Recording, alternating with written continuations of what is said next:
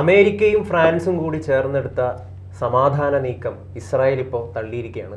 Benjamin Netanyahu തന്നെയാണ് പറയുന്നത്, ഒരു തരത്തിലുമുള്ള സമാധാനത്തിനും ഞങ്ങൾ തയ്യാറല്ല, എല്ലാ ശക്തിയും ഉപയോഗിച്ച് ആഞ്ഞടിക്കും, ലെബനനെതിരെ ആഞ്ഞടിക്കും എന്നാണ് അദ്ദേഹം വ്യക്തമാക്കിയിരിക്കുന്നത്. 21 ദിവസത്തെ വെടിനിരത്തൽ കരാറാണ് ഈ ഫ്രാൻസും അമേരിക്കയും കൂടി ചേർന്ന് എടുത്തിട്ടുണ്ടായിരുന്നത്. ഇത് യഥാർത്ഥത്തിൽ ശരിയാണെന്ന് തോന്നുന്നു. അതായത് ഈ ഒരു സമാധാനത്തിന് ലോകത്തിൽ ശാന്തിക്ക് വലിയ പ്രാധാന്യമുണ്ട്. അങ്ങനത്തെ ഒരു അന്തരീക്ഷത്തിൽ വെറും ആക്രമോത്സുകരായിട്ട് പ്രവർത്തിക്കുക എന്ന് പറയുന്നത് എന്ത് സന്ദേശമാണ് ലോകത്തിന്? അതിലൊരു വലിയ വിഷയമുണ്ട്. സമാധാനം അമേരിക്കയ്ക്കും ഫ്രാൻസിനും മാത്രം മതിയോ? ഇസ്രായേലിലെ ജനങ്ങൾക്ക് സമാധാനം വേണ്ടേ? അദ്ദേഹം എന്താ പറഞ്ഞത്, നെതന്യാഹു എന്താ പറഞ്ഞത്? ഇസ്രായേലിലെ ഓരോ പൗരനും സമാധാനത്തോടെ അവരുടെ വീടുകളിൽ കിടന്നുറങ്ങുന്നത് വരെ ഹിസ്ബുള്ളക്കെതിരെയുള്ള ആക്രമണം ശക്തമായി തന്നെ തുടരും, സർവ്വശക്തിയും എടുത്ത് ആക്രമിക്കുമെന്ന് പറഞ്ഞു. അതെന്താണ് പറഞ്ഞത്? ഇസ്രായേലിലെ ഓരോ പൗരനും സമാധാനത്തോടെ അവരവരുടെ വീടുകളിൽ കിടന്നുറങ്ങണമെന്നാണ് അദ്ദേഹം ആവശ്യപ്പെട്ടത്. അതിലെന്തെങ്കിലും തെറ്റുണ്ടോ? അദ്ദേഹത്തിന്റെ രാജ്യത്തിന്റെ ജനങ്ങൾക്ക് സമാധാനമായി ജീവിക്കണമെന്നാണ് ആവശ്യപ്പെട്ടത്. നമുക്കറിയാം, കഴിഞ്ഞ ഒരു വർഷമായിട്ട് ഇസ്രായേൽ നിരന്തരമായിട്ട് ഇങ്ങനെ ആക്രമിച്ചുകൊണ്ടിരിക്കുകയാണ്. അവിടെ ഞാൻ പറയട്ടെ, ഏകദേശം 40,000-ഓളം ജനതയാണ് പല സ്ഥലങ്ങളിലായിട്ട്, ഹമാസിന്റെ പല പ്രദേശങ്ങളിലുള്ള സ്ഥലങ്ങളിലൊക്കെ ആയിട്ട് മരിച്ചു വീണത്. ഇപ്പം ലെബനനിൽ ഇപ്പം പേജർ ആക്രമണപ്പെട്ടിട്ടും നിരവധി ആളുകൾ മരണപ്പെട്ടു. ഞാൻ പറയട്ടെ, അവിടെ ജീവിക്കുന്നതും ജനങ്ങളാണ്. അവിടെ പിഞ്ചു കുഞ്ഞുങ്ങൾ മരിച്ചു വീഴുന്നുണ്ട്. ചെറിയ കുഞ്ഞുങ്ങൾ, അവർക്കും വേദനിക്കുന്നുണ്ട്, അവരും മനുഷ്യരാണ്. അതും കൂടി നമ്മൾ പരിഗണിക്കണം. ഞാൻ അവരെ ന്യായീകരിക്കല്ല ചെയ്യുന്നത്, അവരുടെ പ്രവൃത്തിയെ ന്യായീകരിക്കല്ല ചെയ്യുന്നത്. പക്ഷേ ഇത്തരം സന്ദർഭങ്ങളിൽ നമ്മൾ കുറച്ചും കൂടി മനുഷ്യത്വപരമായിട്ട് ഇത്തരം വിഷയങ്ങളെ പരിഗണിക്കണം, കാണണം എന്നാണ് എന്റെ പേഴ്സണൽ. പറഞ്ഞ 100 തീവ്രവാദികൾ മരിക്കുമ്പോൾ 2 കുട്ടികൾ മരിച്ചു.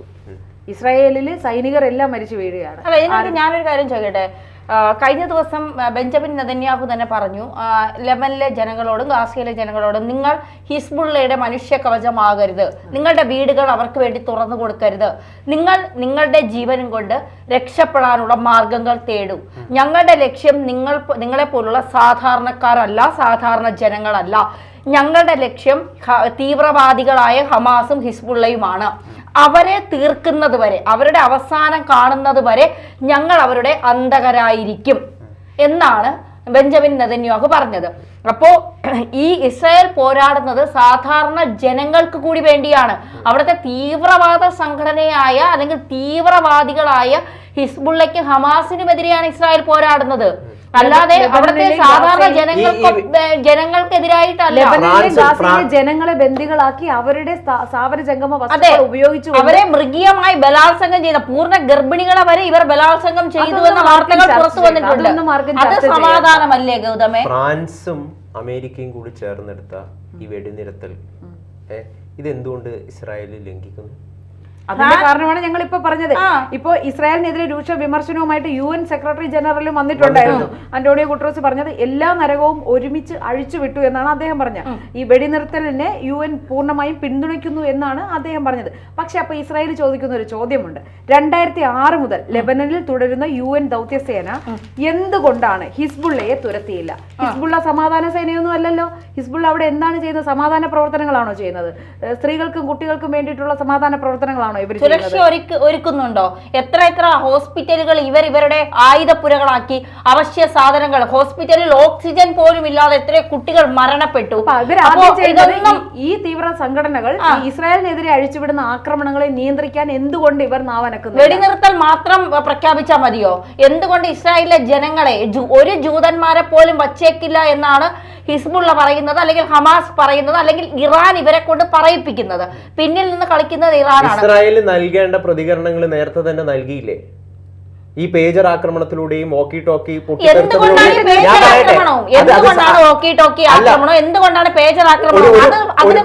ഒരു പ്രശ്നം നടക്കുമ്പോൾ ആ പ്രശ്നത്തിനെതിരെയുള്ള ആക്രമണം, ഒരു പ്രതികരണം എന്ന നിലയിൽ ഇസ്രായേൽ നൽകി കഴിഞ്ഞു. അവർക്ക് പിന്നീട് എന്താണ് ശാന്തമായിട്ടിരിക്കാനോ? വീണ്ടും വീണ്ടും തുടർന്ന് ഈ ആക്രമണം നടത്തുന്നതിനാണ്. ഹിസ്ബുള്ളയുടെ ഭാഗത്തു നിന്നാണ് ആക്രമണം ഉണ്ടാകുന്നത്. അപ്പൊ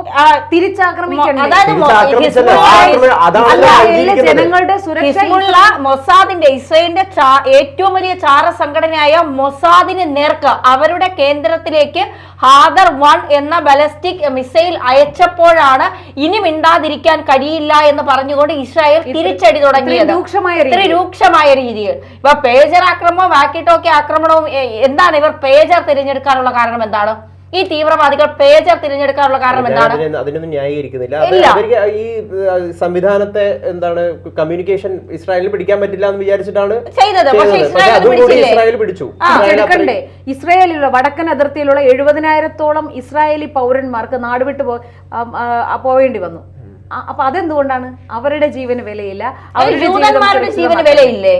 ജൂതപ്പടയ്ക്ക് ലോകത്ത് സമാധാനത്തോടെ ജീവിക്കണ്ടേ? അപ്പോ ഇവരെ അടിച്ചമർത്താനും ഇവരെ ഇല്ലാതാക്കാനും ശ്രമിക്കുന്ന, ഞാൻ പറയുന്നത് ഭാവിയിൽ ഇങ്ങനെ വ്യാഖ്യാനിക്കരുത്. ജൂതന്മാരാണ് ഈ ഒരു ലോകത്ത് വലിയ രീതിയിൽ ആക്രമണം ഉണ്ടാക്കിയ ജനത എന്ന് ചരിത്രം വിശേഷിപ്പിക്കാതിരിക്കണമെങ്കിൽ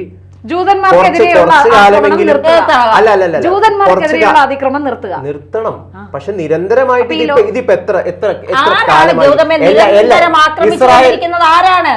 ഇസ്രായേലാണോ നിരന്തരം ആക്രമിക്കുന്നത്? ഈ ഒരു ജനങ്ങൾക്ക് ആഹാരം കൊണ്ടുവന്ന ഡ്രൈവറെ പോലും ഹിസ്ബുള്ള വെറുതെ വിടാതിരുന്നപ്പോഴാണ് തിരിച്ച് ഇസ്രായേൽ ആക്രമണം ഇങ്ങോട്ടേക്ക് നടത്താൻ തീരുമാനിച്ചത്. കുഞ്ഞുങ്ങൾക്ക് പോളിയോ കൊടുക്കാൻ കൊണ്ടുപോകുമ്പോൾ അപ്പൊ വെടിനിർത്തൽ പ്രഖ്യാപിച്ചിരുന്നു, ഇസ്രായേൽ വെടിനിർത്തൽ നടത്തിയിരുന്നു. അപ്പോഴാണ് ആ ട്രക്ക്, മരുന്ന് കൊണ്ടുവരുന്ന ട്രക്കിന്റെ ഡ്രൈവറുടെ വേഷത്തിൽ ഹിസ്ബുള്ളക്കാർ വന്നപ്പോ എന്തുപറ്റി?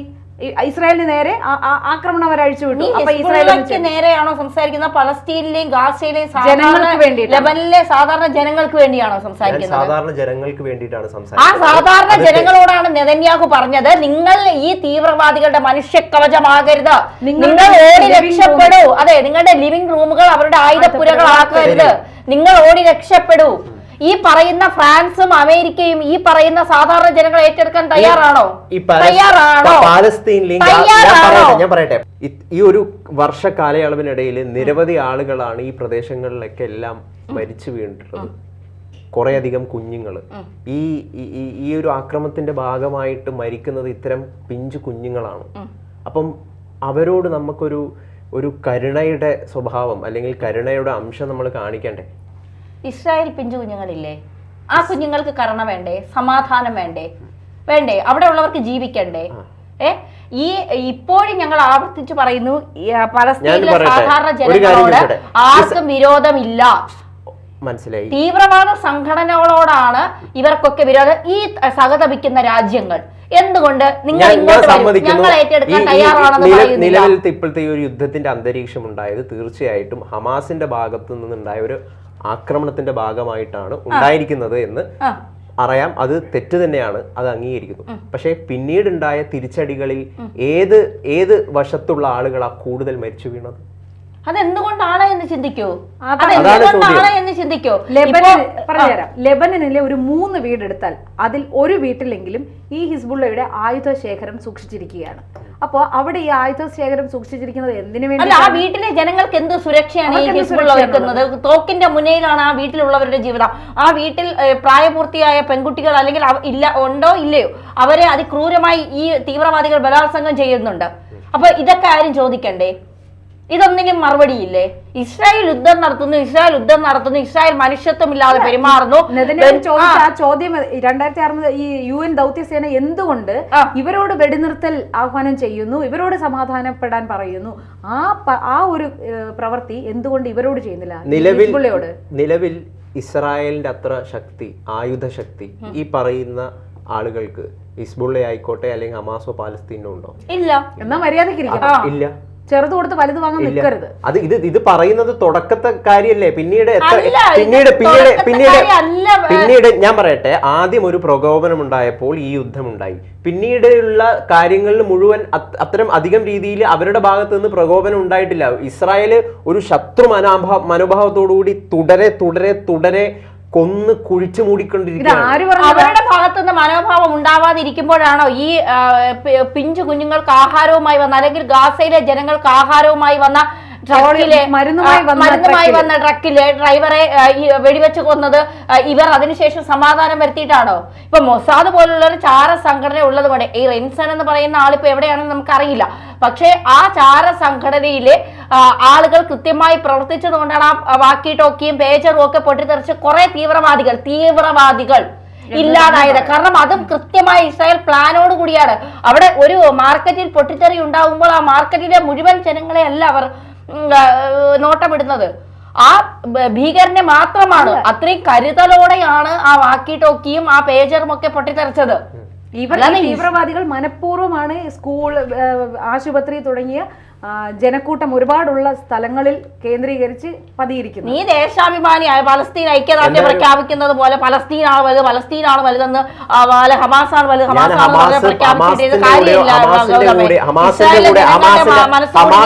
ഹമാസിന്റെ കൂടെയോ എന്താണ് പലസ്തീന്റെ കൂടെയോ ഞാൻ നിന്നതല്ല. പക്ഷെ ഇത്തരം ഒരു സാഹചര്യത്തിൽ ശാന്തി ഉണ്ടാവണമെന്ന് മാത്രമേ ആഹ്വാനം ചെയ്യുന്നുള്ളൂ. ഇത്തരം ശാന്തി ഉണ്ടാവട്ടെ. അതെനിക്ക് ഇപ്പോഴും മനസ്സിലായില്ല. എങ്ങനെയാണ് ശാന്തി നീ ഉണ്ടാകുന്നത്? ഉദ്ദേശിച്ച ശാന്തി ഏതാണ്? ഇരുഭാഗത്തു നിന്നും പ്രകോപനമില്ലാത്ത രീതിയിൽ നമ്മൾ ഒരിക്കലും യുദ്ധത്തെ പ്രോത്സാഹിപ്പിക്കരുത്. അത്രേ എനിക്ക് പറയാനുള്ളൂ. ആര് യുദ്ധത്തെ ഇവിടെ പ്രോത്സാഹിപ്പിച്ചു? യുദ്ധത്തെ ആരും പ്രോത്സാഹിപ്പിക്കുന്നില്ല. ആദ്യം അടങ്ങേണ്ടവർ അടങ്ങട്ടെ. ആദ്യം ജനങ്ങളുടെ സമാധാനത്തിന് വേണ്ടി പ്രവർത്തിക്കണമെന്ന് ചിന്തിക്കേണ്ടവർ ആദ്യം അവരടങ്ങട്ടെ, എന്നിട്ട് ബാക്കിയുള്ളവരോട് അടങ്ങാൻ പറയാം.